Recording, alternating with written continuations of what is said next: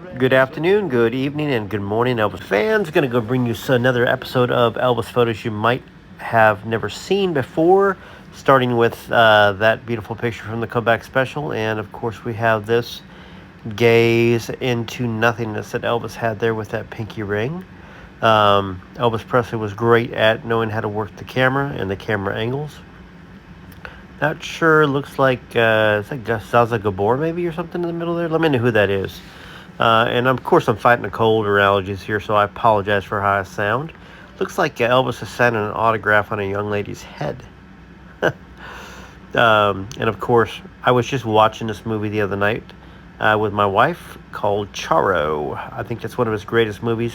Shot in, I believe, 69, 68, one of his last movies. This is a picture of Elvis, I believe, in 1955. Backstage, maybe Texas. And I want to say this photo is from maybe Follow That Dream. Anyhow, I just wanted to bring you some more photos. I believe that is. I believe it's from Follow That Dream.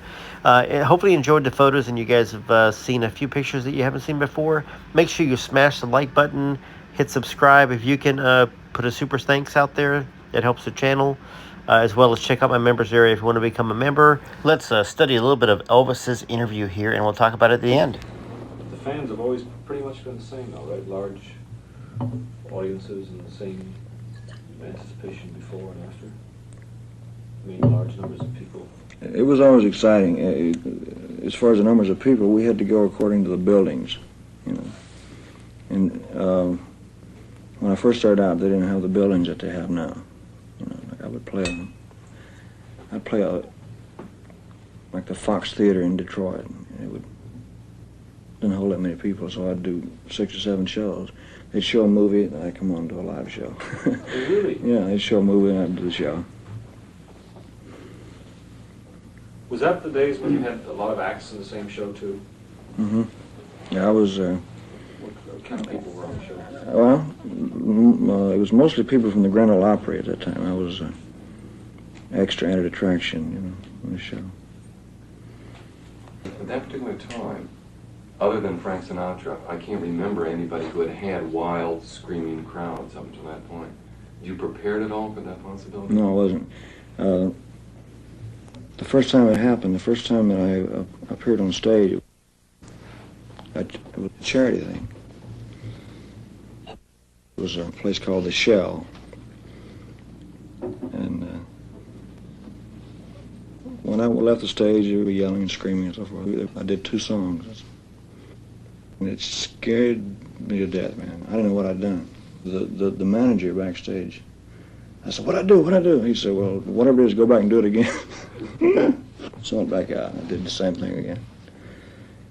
I really didn't know what the yelling was about, screaming. I didn't realize that I was moving, my body was moving. It was a natural thing to me, you know. It was not a conscious thing at all? No, I wasn't even aware. It was just the rhythm. And the guy that played bass for me was he could slap the bass, a double leg, you know. It was really a wild sound. It was like a jungle drums or something, you know, that nature. So we enjoyed it, you know. We enjoyed it on stage, but it was very wild. I mean, we had to. Where's this? I don't know where that is. It's outside. Seattle. Seattle. Mm-hmm.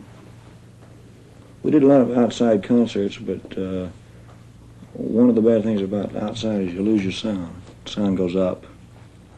Well, I guess in those days, the only big places to hold that number of people were outside, right? Football stadiums and baseball stadiums, things like that. But you never knew what to expect, huh? No.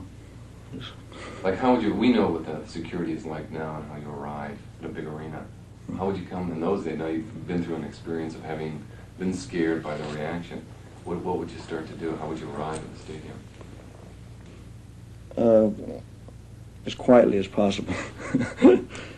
You could tell from the interview that Elvis had a great sense of humor. Please like, subscribe, and hit all notifications.